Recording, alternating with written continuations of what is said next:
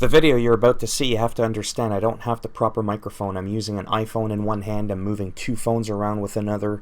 I had to go to a completely different part of the house. My webcam here that's on top of my television, I can't bring that with me, and I have nothing to hold it up from above.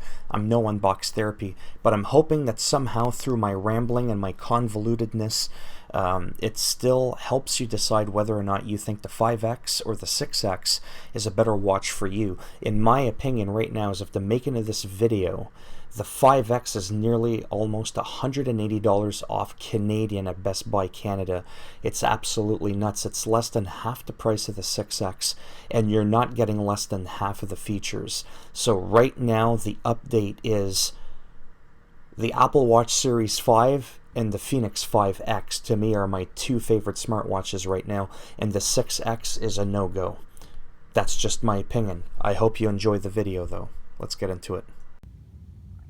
Welcome to the channel, YouTube world. Something I don't do often for obvious reasons. I don't have the proper setup for this, and I don't have the money for this. I actually have to run off to Best Buy after and return one of these watches because I can barely afford one, let alone both. We've got the 5X on the left, the 6X on the right.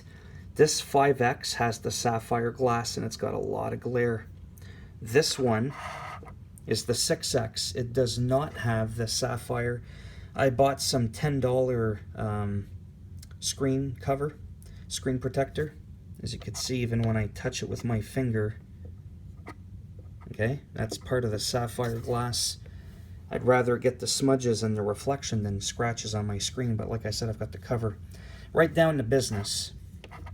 Sorry, this is pretty annoying. That's got a 1.2 inch screen, 1.4 inch screen. How does that translate? 36% bigger screen. It weighs 5 grams less. It's 92 or 93 grams versus 98. It's also 15% thinner. This is actually the 6X band, but I don't like the new band. That's actually the old 5X, so I swapped the bands in case you're getting a little bit confused.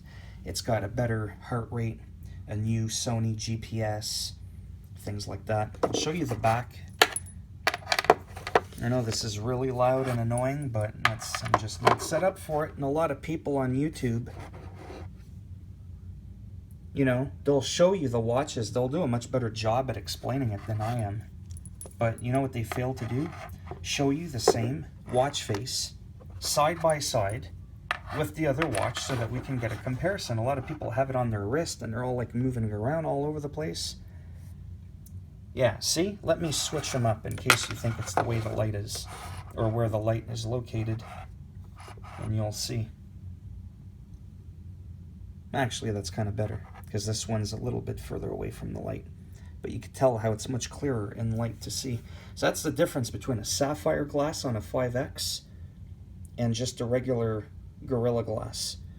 So anyhow, the other thing I want to show you super quick is on the old one, on the 5X, when you go through your widgets, you'll see the heart rate. Each one's individual, your steps, your stress level, or whatever. But on the new one, because it's got a bigger screen, whatever you choose for your widgets, it'll actually show it all on one screen. So you could have a lot more than this. I only have this showing because that's all that I've decided to add for my widgets. And then when we look at the menu on the new one, this is so hard to do with one hand.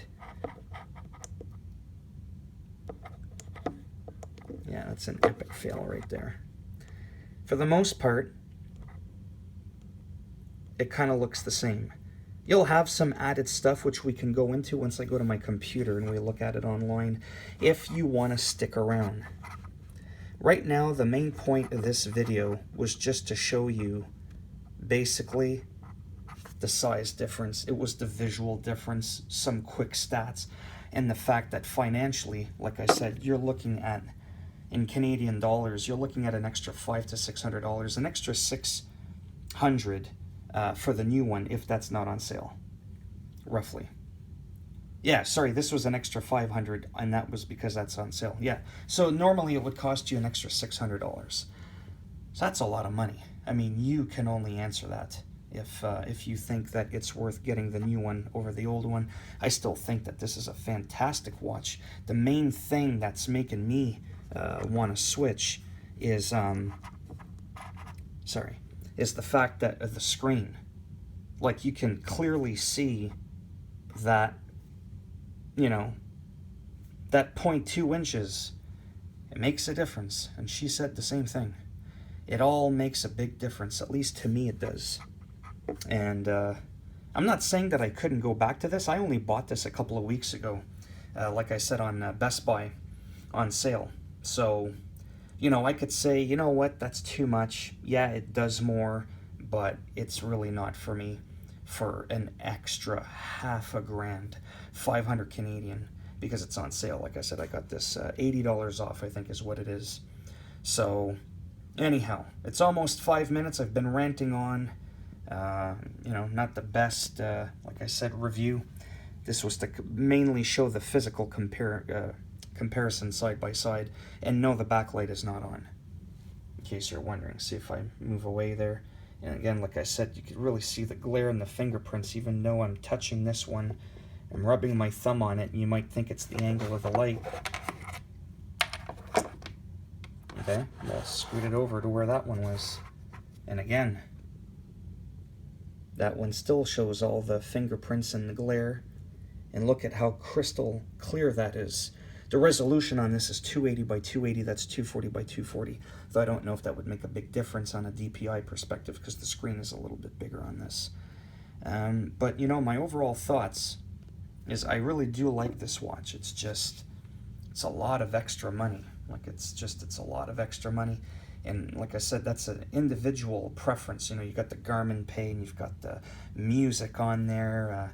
I mean, there are other added features, and like I said, maybe I'll touch on that in my video in the continuation once I get up to my computer, and we can look at the Garmin website and sort of go side by side and see what all the differences are. Because, I mean, that's something you can really do on your own, right? But not everybody's going to have an opportunity of literally seeing side by side what this looks like. And if I turn off that light, yeah, see, like I said, I can't stress it enough. See, that's like right underneath the light. But yet, even directly in the light, it just doesn't reflect as much.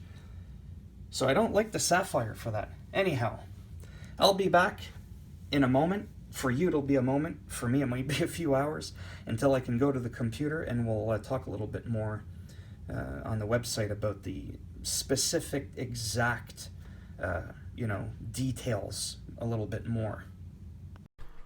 Alright, so this actually took me a long time. I actually cut this part of the video. It took me like 25 minutes to read through all the, like the 5X and the 6X side by side, their pages on the Garmin website.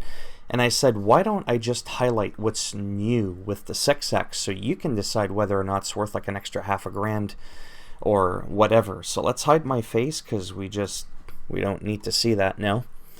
And I broke it down. This took me a while to do this, so I hope it was worth it. So again, 5X versus 6X, right? So instead of 16 gigs, 6X has the 32 gigs instead of a 1.2-inch screen. Like I mentioned, it's got a 1.4. That's 36% bigger. It's also thinner by 15%. For the sensors, we have the Pulse OX, which is for blood oxygen percentage. Okay, so like if you're going up mountains and stuff like that, your blood oxygen levels will be lower. It'll also have a feature on the watch that you can use this during when you're sleeping. The daily smart features, it plays and controls watch music, because you can store up to 2,000 songs on the actual watch itself. And the 6X has Garmin Pay. This is what's new with the 6X. Okay, now again, I'm just going by Garmin here, right? So safety and tracking features, it says that that's a 6X exclusive thing, but when I Googled what that is exactly, the incident detection during select activities, this is what's apparently new in the 6X. But when I Googled it, right from Garmin, it says when an incident is detected by your Fenix 5, 5S, 5X Plus device, with GPS enabled. The Garmin Connect app can send an automated text message and email with your name and GPS location to your emergency contacts. A message appears indicating your contacts will be informed after 30 seconds have elapsed. You can select cancel before the countdown is complete to cancel the message. So I don't know why that wasn't listed in the 5X under the details under the grid when I was doing it side by side. And for assistance, which is apparently new for the 6X, it discreetly sends a message with your real-time location to your preloaded emergency contact. And it's got live event sharing. I think that's pretty straightforward. Activity tracking features. Well, it's got body battery energy monitor. Basically what it does, it looks at your activity and your energy expenditure during the day, sets that in the context of your rest and sleep, then produces an assessment of what sort of state you're in.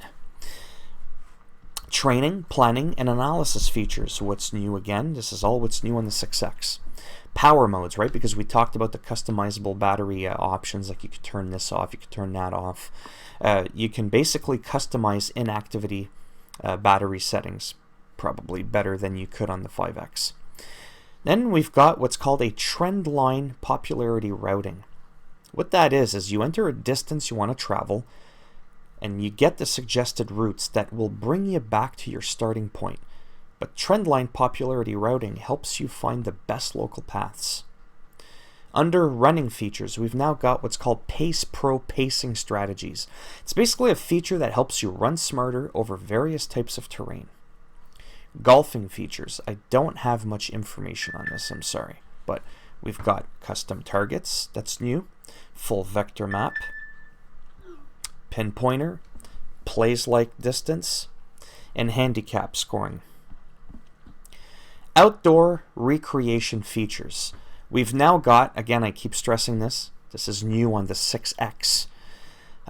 Climb Pro Ascent Planner. Basically, see real-time information on your current and upcoming climbs, including gradient, distance, and elevation gain. We've got preloaded ski resort maps. We've got a new feature here. I hope I don't get this wrong. I Googled it a couple times. Here we go. We've got something that's called zero locations. Note, the laser locate feature is available only on the A1i models. So basically, when your bow sight is in hunt mode, it creates a record of the heading and range distance each time you range a target. You can send this data to a compatible Garmin watch or handheld device. This can be useful to help you create waypoints or track game.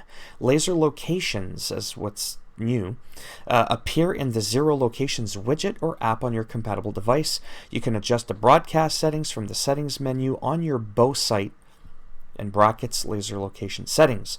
Note, you may need to update the software for your compatible watch or handheld device before you can use the Zero Locations app in product updates. We've got an Expedition GPS activity. Now, I wasn't able to get information on what the Expedition GPS activity was. I was able to get information on what just Garmin labels Expedition mode. So I don't know if that's the same thing here, okay? Basically, what they said for Expedition mode, when you put the watch in that, is you trek far and wide between recharges. Expedition mode, an ultra-low power GPS reference that lasts for weeks. I don't know if that's the same thing as Expedition GPS activity. Sorry. Just being honest. Last, this might be a huge thing if you're like Michael Phelps or a dolphin. We've got the countdown start, it says on the 6X. Countdown start. But on the 5X, we had what was called the repeat on rest timer. So on the 6X, you don't have this listed. We don't apparently have a repeat on rest timer. Instead, we have a countdown start. Okay. And this is going to be huge, like I said. Underwater wrist-based heart rate. That's it. Right now, if you want to throw your near $1,300 watch in the water, bloop, with everybody else peeing, urinating in the pool, go nuts. Anyhow, you think this was long? This section was 6.5 minutes. I was almost at a half hour when I was at the Garmin webpage. Absolutely awful. I know that this could have been a lot better, and I know what I need to do to improve upon this, but it's out of my budget right now. I'm not Unbox Therapy. I've probably said that like 50,000 times in this video. So if you liked the video, give it a thumbs up. You didn't like the video, go ahead. Give it a thumbs down. By the way, I'm wearing an Apple Watch Series 5. Shh. Go ahead, give it a thumbs down, and I'll make sure when you check your heart rate, you actually get tasered. Zzz, like that. And while that's happening, if you can grab your hand and flop it on the subscribe button, that would be great. But if not, that's okay. Thanks for stopping by anyways. Take care, boys and girls, or whatever it is you identify as. And I shall see you all in the next video. Bye now.